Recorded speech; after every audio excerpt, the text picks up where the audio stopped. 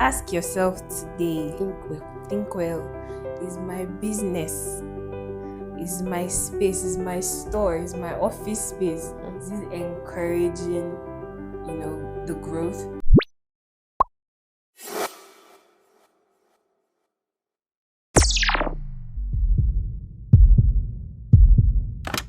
Hello, everyone. Welcome to episode 7 of Design Forward. I'm Amarachi, and with me here is the gorgeous Eunice and Today, we'll be discussing on how interior design is a strategic tool for businesses.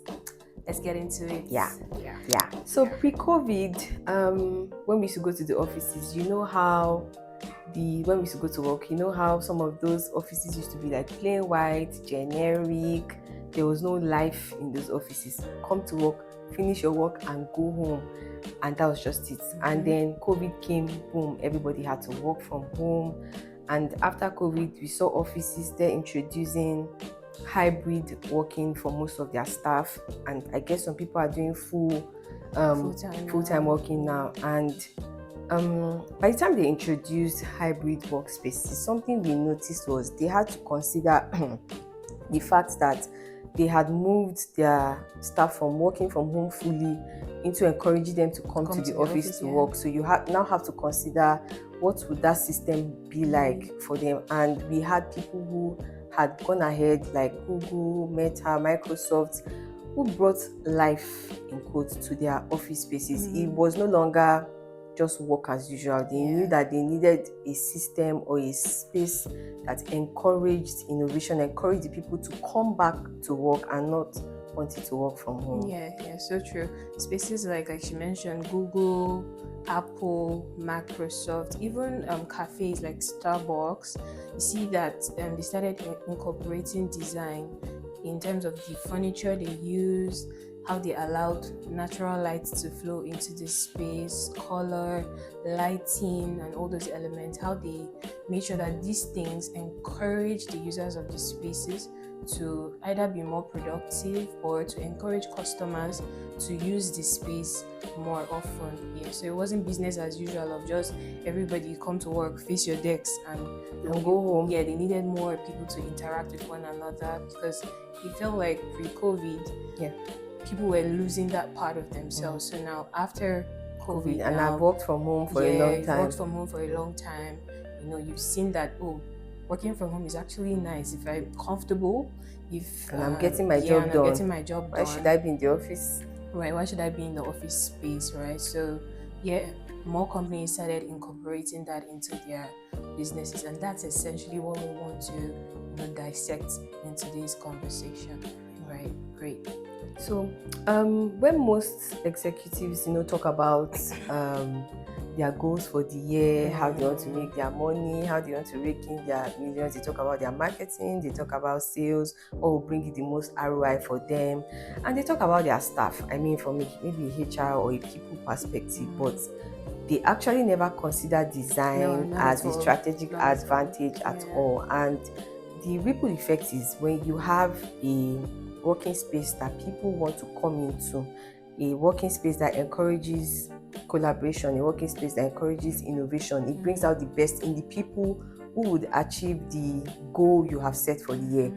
If I struggle with coming to the office, or I even come to the office that I know is bland, that's the word, and I'm just like, what's the time? 12. How many more hours to 4? How many more hours to 5? And there's no genuine rush to want to contribute something to what I'm doing. There's nothing that is pulling me into the office. Yes, I can work from home, but I can also go to the office and work and then be productive about it. And so they don't really consider design as an asset for or a strategic asset for meeting their overall goals.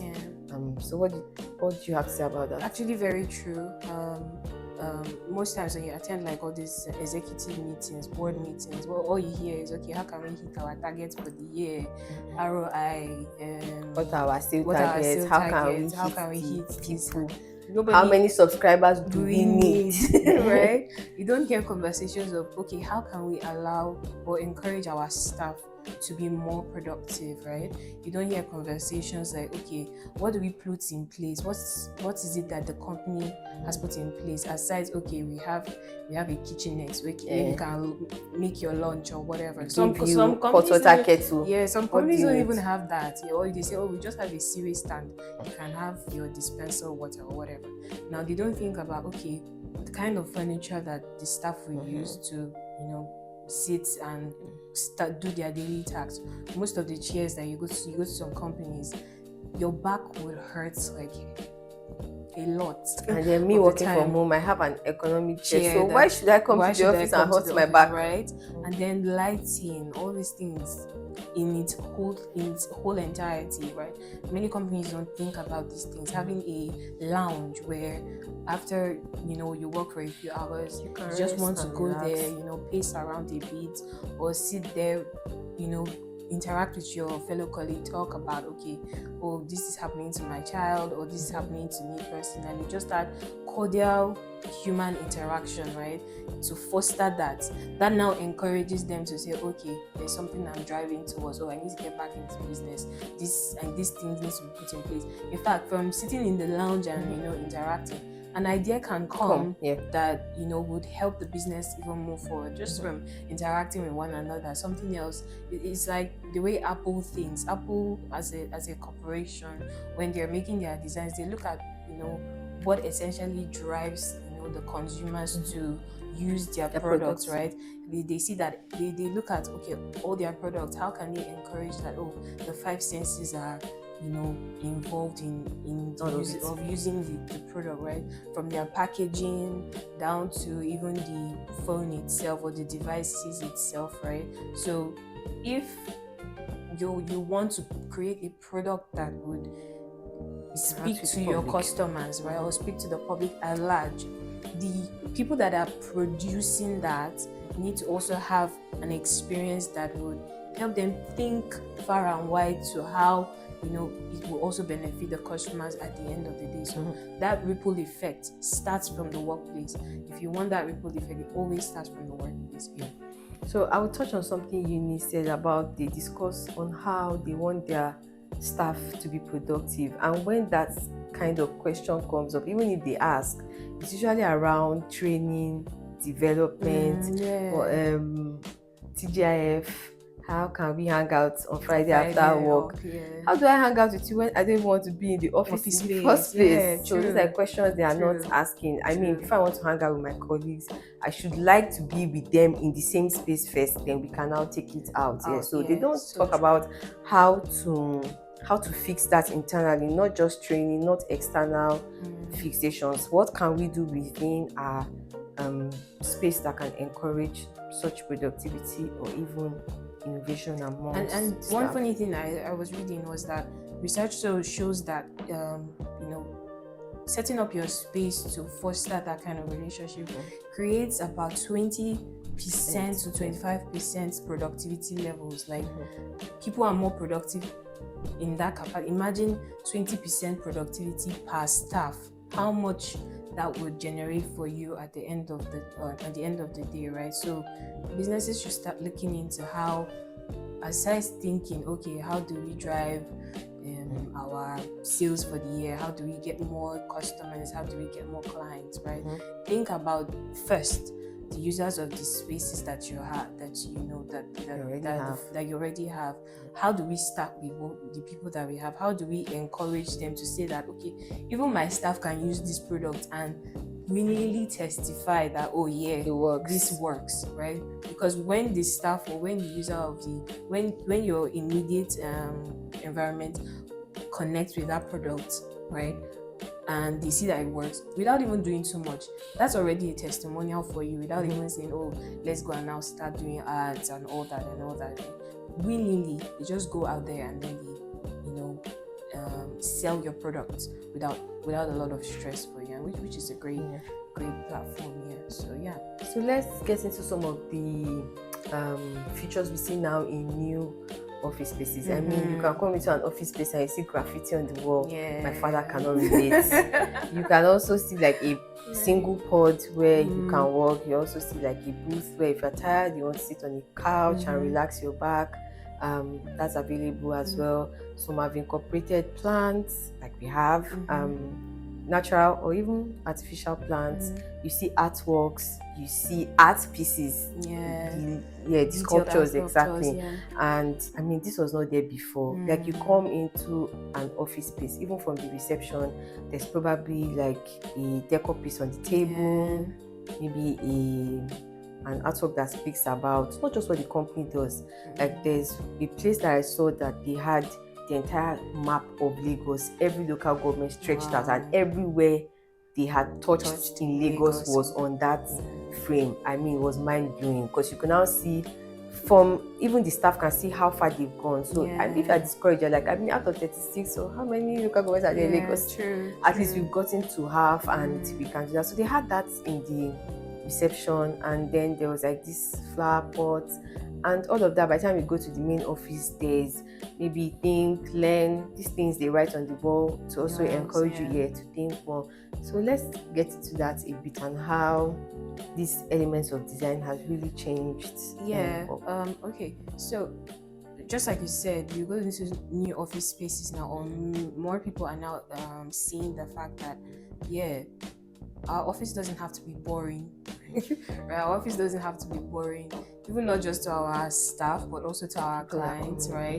People that are coming in, you want to give them that wow effect of, oh wow, this is an office space. I would really love to see how your day-to-day activities go on, right? So more people are coming into that light. You're seeing that if a space is nice, it's just, it trickles down to, let's use exactly the very basic example, restaurants. You would love to go to a restaurant so long as it's aesthetically appealing. Before you even think about how the food will taste, how will my picture background look in this space, or I just like the ambience. I like how it makes me feel when I come in. I like, you've not even tasted the food though. You just you just see that the place looks nice, and you, at the back of your mind, is it picture perfect?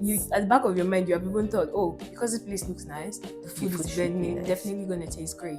Right? You've not tasted the product, you've not tasted the service, but you just know that, oh, maybe you're even just scrolling on Instagram and you're like, this place looks nice.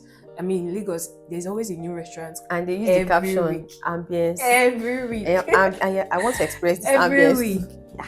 There's a new one that just opened up. I don't know, Ikoko. I don't know if you've seen it. And exactly on my list of spaces to go to. The ambience that attracted me to it. It's so beautiful. So people see these things and they're like, that is what is even catching their mind to say they want to go there. Right now, bring that into the workspace. Imagine that your workspace feels that kind of way, even by just adverts that you have placed on platforms, or maybe your Instagram as a company, or your LinkedIn. You're posting pictures of, oh, this is our study nook, this is our lounge, our reception.